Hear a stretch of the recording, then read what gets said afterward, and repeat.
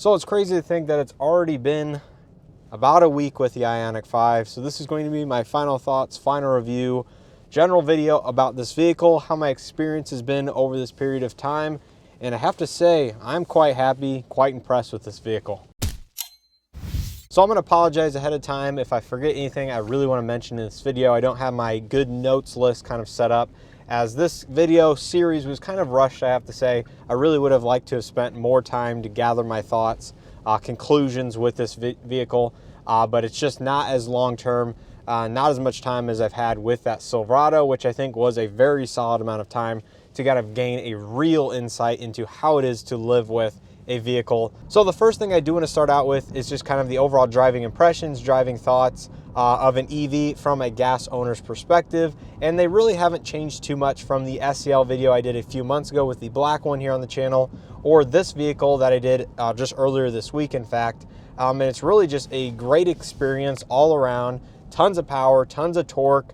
The regen settings, the variability you can do with the 3 regen modes, or of course one pedal driving here in this Ioniq 5. They're all just great.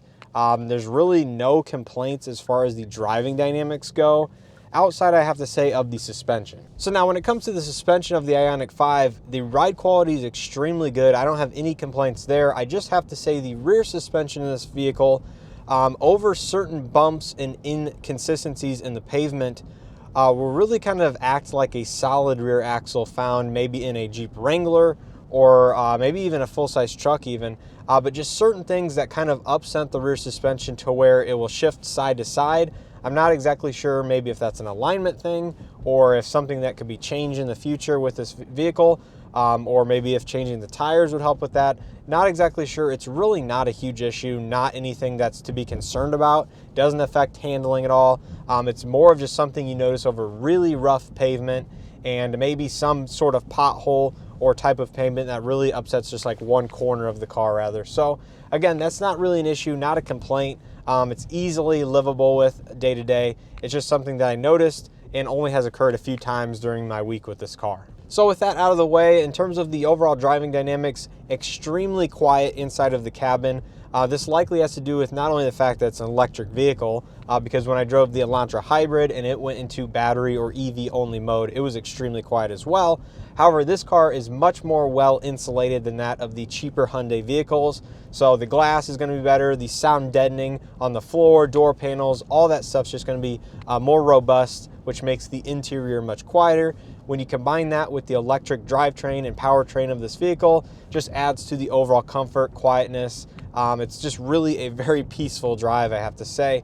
Now, the only thing you really do hear at speed is going to be the wind noise and a little bit of tire noise. But even with the way that these tires are set up, I'm not sure if these are a specific Hyundai compound. I'm sure they're a specific EV compound for tires, but it's just a really quiet cabin and something you really enjoy driving if you want something that's like quiet on the roadway, peaceful, and kind of calming in some sense.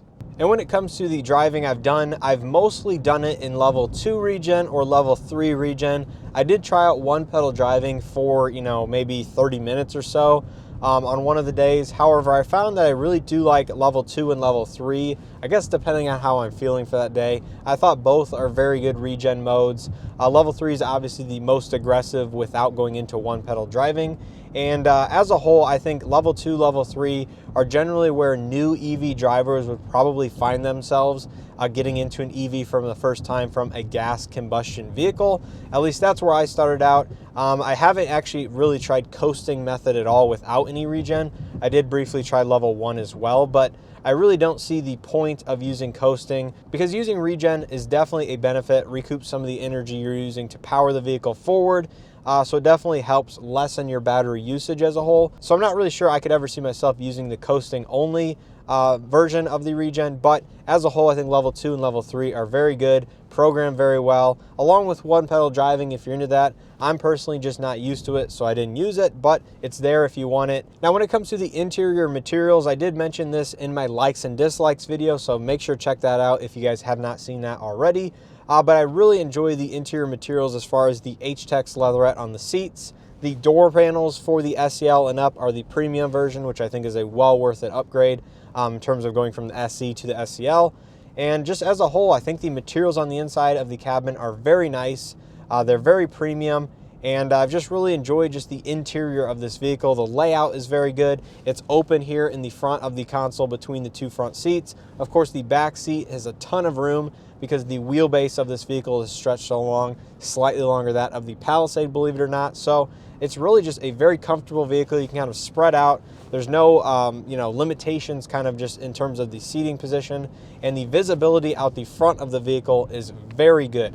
That's something I noticed jumping into other vehicles while I had this vehicle in my possession, is that you go from this Ioniq 5 to, say, I know a Chevy Blazer, kind of the mid-size SUV from Chevy, and that vehicle felt really tight, really cramped. The visibility out the front, you were looking over the hood, wasn't like quite of a steep drop down as it is with the Ioniq 5. So it's just the visibility as a whole in this vehicle is extremely good. Now I will say I would like to see a rear wiper added if possible to this vehicle, maybe in a mid-cycle refresh, because that's something here in the Midwest, and I'm sure all over the country rather, people would like to have a rear wiper. I've definitely seen many comments online and talked to one owner in person that said he would like to have a rear wiper. And being a hatchback owner myself, rear wiper, very useful feature, so I think Hyundai should add that. When it comes to the technology for the safety systems, highway drive assist, adaptive cruise, all that kind of stuff, very good. Now the SEL and higher of the Ioniq 5 comes with highway drive assist 2, which is Hyundai's most advanced system that they currently offer on any of their production vehicles. It works really well. I have noticed with the highway drive assist system that sometimes the steering wheel does these odd movements. It keeps you not centered exactly in the lane. Now I know there are certain conditions where the vehicle will favor one side of the lane or the other, depending on traffic either beside you or what you're coming up on. So I just found some kind of strange inconsistency as far as where it wants to keep you in the lane. But as a whole, the driver assistance tech in this car is top notch. Some of the better stuff in the industry that's not a hands-free system like Super Cruise or Blue Cruise. So I think all that from GM and Ford is very good as well. But stepping down from that, and of course Tesla's really good. Stepping down from that, I think this is very good as it is. It still requires, of course, you to keep your hands on the wheel. But I think the highway drive assist 2, of course, if you're upgrading to the SEL, is a nice bonus. So here we are going over the same rough pavement that I've done in my other drive reviews. And the Ioniq 5 soaks it up without a problem. Like, we're going over pavement. It is very smooth, very comfortable. And that's, again, something I found that just driving this car is just, like, it's extremely comfortable to drive, relaxing. There's no, like, rough, jarring ride to it. The noise levels are insanely low. And I guess one thing I do want to mention is the build quality on the inside. I have not heard a single creak or rattle from the inside of this vehicle outside of snow and ice on the windows and the glass and stuff, because this car did sit outside. But outside of the kind of rattles just from frozen water around the window seals, I have not heard a single creak or rattle from the inside, which makes me believe that this chassis platform is extremely stiff, has very good structural rigidity, and the build quality on the door panels, the seats, like I said, it's very good. So it seems that these vehicles are put together and assembled very well, which is nice to see because I know that's an issue by certain manufacturers out there. Some are better than others, but this one from Hyundai seems to be very good. Now, when it comes to the efficiency I've been seeing, I'm going to try to do a separate video on this. I'm not sure if I have enough data to really discuss it in depth, but I'll see if I do. The overall miles per kilowatt hour that I've seen on average, according to the computer, is 2.7. Now, I know that's fairly low in this vehicle and EVs in general, especially for EVs of this size that isn't like the Hummer or something. But I think this vehicle is capable of low threes all day, not a problem. Maybe even higher if you drive extremely efficiency in eco mode. But I've driven this car like I would a normal vehicle, staying with the flow of traffic, accelerating pretty hard when I need to. Just basically stuff like that you do on a normal daily basis in a gas-powered car. So I've seen 2.7 according to the onboard computer over just over 145 miles. So to me, that's not awful. Generally, on my work commute, I've seen about 3% of battery usage each way, and the commute is just over 8 miles one way. So 8 miles, 3%-ish of battery, to me isn't the end of the world. Obviously, it's not the most efficient thing out there, but I know you can get more efficiency out of this car if you drive it a little easier and, of course, in eco mode and stuff like that. And one thing, actually, while I'm filming this video that has been all the rage in the news press world, especially the automotive industry, is the fact that Tesla overnight slash prices by up to 20% here in the US market. And I have a feeling this is going to be a big disruption to not only the automotive industry as a whole, but the EV world specifically. Now, this makes like the Model Y long range, which I believe was the one that got the 20% reduction in price, in the low $50,000 price point. I think it's like $53,000. Like, to me, that is crazy because that car offers in the mid 300 mile range.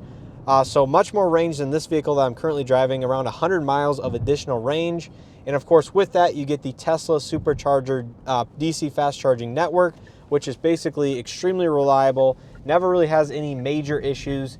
And if you're doing a lot of traveling, public charging, the Tesla charging network is definitely the one you want. So to me, I think it'll be interesting to see how this plays out, not only over the next couple weeks, but also the next couple months, especially until March, because that's when the IRS is supposed to issue their new rules as far as which vehicles qualify and the battery requirements, stuff like that.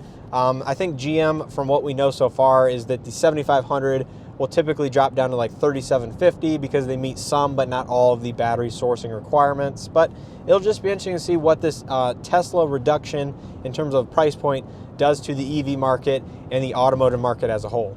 Another thing I want to briefly touch on is the charging via level 1 with this vehicle, because hopefully I will have another dedicated video on the channel going over my experience with that.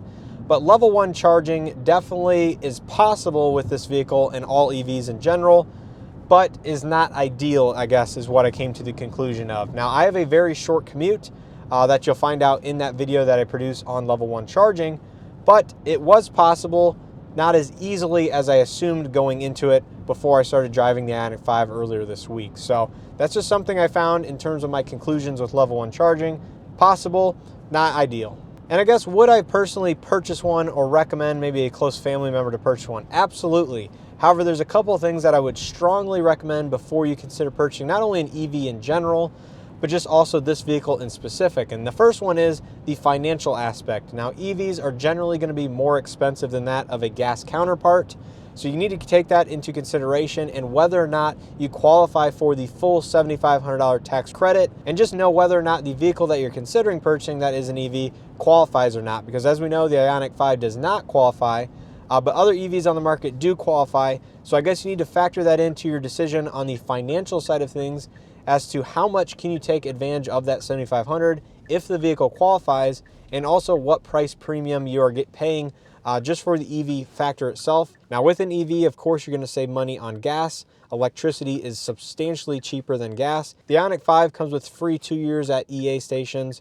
And when I consider it personally as to whether or not it would make sense to buy one, it really doesn't for my situation. I'm really not in the market for a $50,000 or plus vehicle, so this is more expensive than my budget would normally allow, even if I was in the market for a brand new vehicle. And what plays along with that is, yes, I would be saving money on gas. However, I don't drive a lot. So that's the third criteria, is that I typically only drive about 6,000 to 7,000 miles a year annually.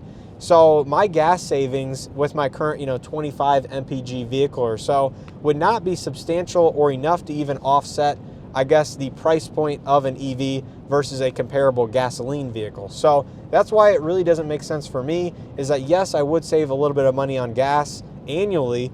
As a whole, it wouldn't offset or even be close to offsetting the price of upgrading my gas car to electric, or looking at a comparable new gas car to a new electric car. So those are the reasons why it doesn't make sense personally, but there are definitely situations out there where it would make financial sense. And so I would just make sure you understand the whole comprehensive picture if you're looking at a new VEV. And speaking of public charging on the EA stations, locally in this area of the Quad Cities, Illinois or Iowa, we only have one EA station that's within about, I believe, 20 miles of the QC. And it's actually not in a direction that I think a lot of people in this area drive on a daily basis. So it's about 20 miles away on Interstate 80. If you're familiar with the Midwest, of course, that runs across the entire country. But to go out there just to utilize the free charging really doesn't make much sense, especially when it's so cheap to charge at home, about 14 cents a kilowatt. So to me, it just makes more sense to install maybe a level 1 or level 2 charger at your home that's dedicated for EV charging, rather than take advantage of the free public charging that Hyundai offers with EA. And that's another thing I wish Hyundai and other manufacturers of EVs would offer, similar to what GM does with the Chevy Bolt. They either give you a credit to install a level 2 charger or give you a certain amount of public DC fast charging. I would rather have a $500 or maybe $1,000 credit to go towards level 2 chargers at your home, that rather than having the free 2 years of EA stations, because if you go on a road trip, you just buy the monthly membership for EA, get the discounted charging rate, and pay for it that way, rather than not taking advantage over the 2 years with this vehicle, only using it a couple of times and really not getting any value out of it. So that's going to wrap up my final thoughts and review on this 2023 Hyundai Ioniq 5 SEL. Hopefully you guys enjoyed this video series with this vehicle. Personally, I would have liked to have a lot more time with it to kind of really get into the nitty-gritty ownership aspects of this vehicle, but I think the 1 week was enough time to get a very good feeling for it, and overall some of my likes, dislikes, driving impression, and living with it on a daily basis. Now, there definitely are a few aspects that I learned. Level 1 charging is definitely not as easy as it seems. There's definitely some limitations to it, and even I thought on my easy drive, easy short commute, that I would easily be able to cover it with a level 1 charger, especially the one provided. But as I found, that is not necessarily the case. So there's definitely some limitations there. But as a whole, I've really enjoyed driving the Ioniq 5 for this week. Super grateful for the opportunity, and hopefully you guys enjoyed it and found some benefits out of any of these videos. If you guys enjoyed it, please hit that like button below. Let me know your thoughts on the Ioniq 5 and the Tesla pricing changes, what you think are going to happen to the EV or just automotive industry as a whole with this price reduction. So with that all being said, this car as it is still available here on the lot if you guys are interested in purchasing it. We also have the SC available. The Limited is no longer available. That one sold a few days ago, right after I made the buyer's guide comparison video. So if you guys want an ultimate buyer's guide comparison, check that video out. I think it'll help a lot of people out there. Has a ton of information, basically everything you need to kind of understand the Ioniq 5 lineup as a whole. But anyways, hopefully you guys enjoyed this series. Again, if you have any other vehicles that you really want to see this done with, where I drive it for a couple hundred miles over a week or two, let me know that down in the comments as well. Definitely interested to hear your thoughts on it. As inventory starts to build, maybe I'll get more opportunity with these brand new models, brand new vehicles to do this more often. So let me know your thoughts on that and any vehicles you want to see down in the comments. And with all that being said, I hope to see you guys in the next one.